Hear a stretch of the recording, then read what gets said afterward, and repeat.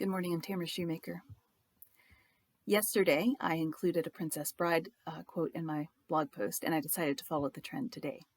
Remember when Prince Humperdinck stands up in a stone tower and he presents Buttercup to the people, this time as their queen, says the narrator.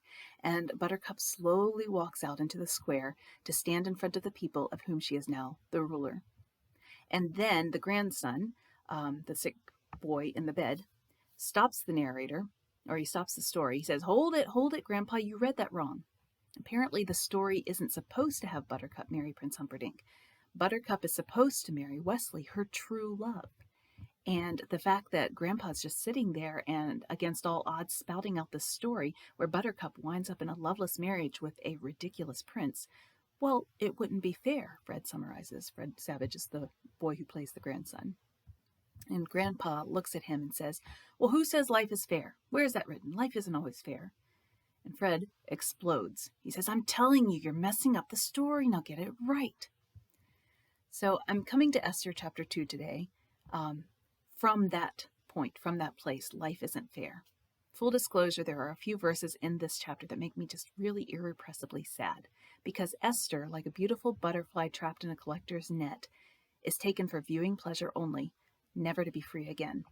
Backing up, though, I want to connect the story to Esther chapter 1 from yesterday. Later, when the anger of Xerxes had subsided, approximately 4 to 5 years after Vashti's deposal, historians mention that there's this disastrous Greek campaign against Greece in 482 to 479 BC as the reason for the length of time between Vashti's deposal and Esther's being made queen. So, later, when the anger of Xerxes had subsided, he remembered Vashti and what she had done. Esther 2, verse 1. So after the lavish banquet of the last chapter and the subsequent royal decree that cannot be changed, by the way, the laws of the Medes and the Persians cannot be changed, where Xerxes orders his pregnant wife off the grounds, never to appear before him again, Xerxes orchestrates a military campaign. When that military campaign finishes in 479 BC, he's bored and somewhat typical per the personality that we're beginning to see. He, has a wandering eye. He finds himself in want of a wife's companionship. He's apparently got lots of options, being a king and having a harem at his beck and call. But that's not enough. He needs more options. His personal attendant gives him an idea. He says, let a search be made for beautiful young virgins for the king. Let the king appoint commissioners in every province of his realm to bring all these beautiful girls into the harem at the citadel of Susa. Let them be placed under the care of Hegai, the king's eunuch, who is in charge of the women, and let beauty treatments be given to them. Then let the girl who pleases the king be queen instead of Vashti. That's Esther 2, 2-4. What a great idea, right? To ruin the lives of a whole slew of girls. Xerxes jumps on the idea. And granted, I will admit that, this would likely have been viewed as a golden opportunity for many of these girls, and likely ease for the rest of their lives in the king's palace, right? And wealth, maybe. But I'm not sure that Mordecai and Esther would have looked on it like that. I don't know for sure, and I don't know if we can know for sure, but Esther 4:14 gives us a hint of what Mordecai's point of view may have grown to reflect 2 chapters later. But here at the beginning of the story, I wonder if they considered this as the end of everything. Mordecai was a Jew of the tribe of Benjamin, one who had been carried into exile from Jerusalem by Nebuchadnezzar. Remember him from the story of Daniel. And he was among those taken captive with Jehoiakim, king of Judah, who was one of the kings who did evil in the sight of God, per 2 Kings 24, 8-17. This likely means that Mordecai was a descendant of those captives that were carried out of Jerusalem, since if he was directly one of the great-grandsons of his ancestors that were mentioned in that passage, he would have been over 100 years old at the time of this story of Esther. So Esther, which means star, and her Jewish name was Hadassah, which means myrtle, Esther was Mordecai's cousin. And when she was young, both her mother and her father died. And so her cousin Mordecai took her in, and he raised her as his daughter. And the two seem to have a really close relationship, right? When Esther is taken to Xerxes' harem, Mordecai tells her not to give away her Jewish identity, likely for her own safety, and she obeys him. And Mordecai shows great concern for her. He every single day he faithfully walks back and forth next to the harem courtyard where he might be able to get news of her, or possibly even, depending on how it was set up, he might have been able to talk to her himself. I'm not sure. So later in the story, Esther asks him for advice, and he gives it to her, and she obeys as a daughter does, etc. And so there seemed to denote this close relationship between them. But I'm getting ahead of the story, so I'm going to go back for a minute. Xerxes gives his order for a bunch of pretty young virgins to be brought to his harem. When the king's order and edict had been proclaimed, many girls were brought to the citadel of Susa and put under the care of Hegai. Esther also was taken to the king's palace and entrusted to Hegai, who had charge of the harem. The girl pleased him and won his favor. Immediately, he provided her with her beauty treatments and special food. Compare this to the story of Daniel, where Daniel and his friends were given similar treatment, but they refused the Babylonian diet. But Daniel and his friends weren't trying to hide their identity. Everyone knew that they were Jews. Esther was trying to hide her identity, and therefore she complied with the new diet. So he, Hegai, assigned her 7 maids selected from the king's palace, and he moved her and her maids into the best place in the harem. That's Esther 2, 8-9. I have so many questions here. What was it like when Mordecai and Esther heard the palace guards walk down their street to the door of their house? What were Mordecai and Esther feeling when the guards stated uncaringly that now everything Esther had ever known was now over? It was all gone. Mordecai's daughter, they acknowledged each other as father and daughter then. Mordecai's daughter was taken from him. Esther's father was separated from her. If anyone wants a good look at what this might have been like, check out Thomas Tenney's book, Hadassah, One Night with the King. It broke my heart. In Tenney's imaginative retelling, Hadassah experienced innocent romance before she was taken, and I wondered, in the true story of Esther, just how many threads of life the king's edict shut off for her, never to be taken back up again.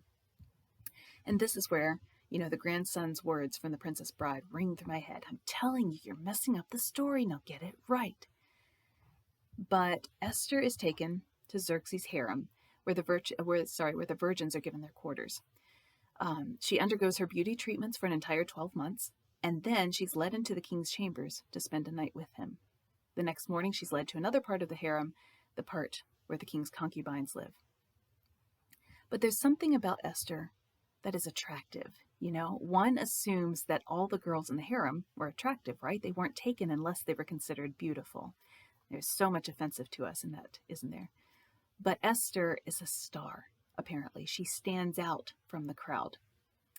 Esther chapter 2, verses 17 and 18 says, "Now the king was attracted to Esther more than to any of the other women, and she won his favor and approval more than any of the other virgins." So what was it about Esther that set her apart? I have a good guess, which I'll get to in a minute. So Xerxes set a royal crown on her head and made her queen instead of Vashti. And the king gave a great banquet. He likes banquets, doesn't he? He gave a great banquet for all his nobles and officials. He proclaimed a holiday through the provinces and distributed gifts with royal liberality. See, the thing is, in this kingdom of Xerxes, had you or I lived in the general peasantry, for lack of a better word, we would likely have considered the king a good one, right, as kings go. Esther 1:7 talks about how the royal wine was abundant in keeping with the king's liberality. Esther 2:18 tells us where he made a holiday and distributed gifts with royal liberality. In Esther 2:23, after Mordecai uncovers a plot against the king's life, and I'll save that probably for tomorrow's vlog, the king dutifully had his scribes record in his own presence the good deeds that Mordecai did in the book of the Annals, which is apparently a book that he reviews on a fairly regular basis, as seen in Esther 6:1, and as a good king should do to keep track of what's happening in his kingdom. But I wonder what Esther thought, and I wonder what Mordecai thought of all this. It turns out that no matter what their feelings were, no matter how unfair that their circumstances might be considered, their actions played a pivotal role in God's plan and purpose for the Jews.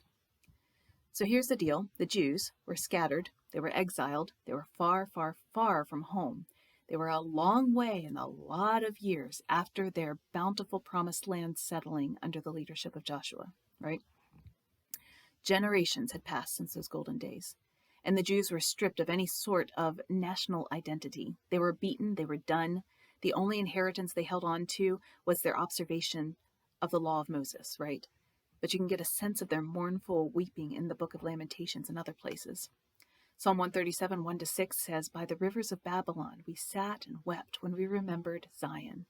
There on the poplars we hung our harps, for there our captives asked us for songs. Our tormentors demanded songs of joy. They said, 'Sing us one of the songs of Zion.' How can we sing the songs of the Lord while in a foreign land? If I forget you, O Jerusalem, may my right hand forget its skill. May my tongue cling to the roof of my mouth if I do not remember you, if I do not consider Jerusalem my highest joy." So abandoned as they may have felt after entire lifetimes in exile, God had a purpose. He had a plan for their salvation, and he placed Esther and Mordecai in exactly the positions they needed to be for his plan to take effect. And that really speaks deeply to me. How many times have I looked at our world and thought, that's just not fair? How many times have I cried out in my heart, how long, O Lord, will you allow this? Wars, rumors of wars, nations rising against nations, kingdom against kingdoms, famines, earthquakes in various places, all these things listed in Matthew 24, 6-7, as they take place. It's almost like God has a plan he will execute, and it's almost like he moves people to the exact places he wants them to be in order for his plan to move forward. And I know this makes him sound like a chess master, unfeelingly tossing his pawns across the board at the enemy. No. He did not send Esther into the harem by herself. He went with her every step of the way. He stayed with Mordecai every lonely day and night. When Moses met with the Lord in Exodus chapter 33, verses 12-14, Moses said, "You have been telling me, lead these people, but you have not let me know who you will send with me. You have said, I know you by name, and you have found favor with me. If you are pleased with me, teach me your way so that I may know you and continue to find favor with you. Remember that this nation is your people." And the Lord replied, "My presence will go with you, and I will give you rest." God doesn't forget his people. In the Old Testament, God doesn't forget his promise to Abraham nor his descendants, and under the New Covenant, God doesn't forget his promises to all who follow him. 2 Peter 3:9 says, "The Lord is not slow in keeping his promise, as some understand slowness. He is patient with you, not wanting anyone to perish, but everyone to come to repentance." God promised that his presence would go with his people. And so there he was, with Esther, with Mordecai, standing right there with them and guiding them. God's presence set Esther apart from all the rest of the beautiful girls. God's presence was with her in that chamber. God himself was working in her to accomplish his purposes.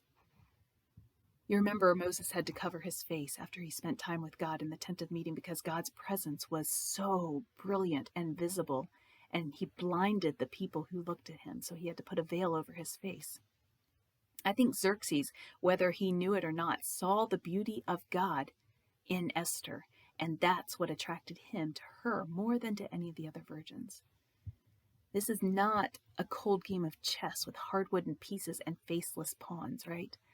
God was there strengthening Esther for the time he'd brought her to and through. God is God in the unfairness too, which is something I think it's good for us all to remember. That's all I had today, and I will see you tomorrow for Esther chapter 3.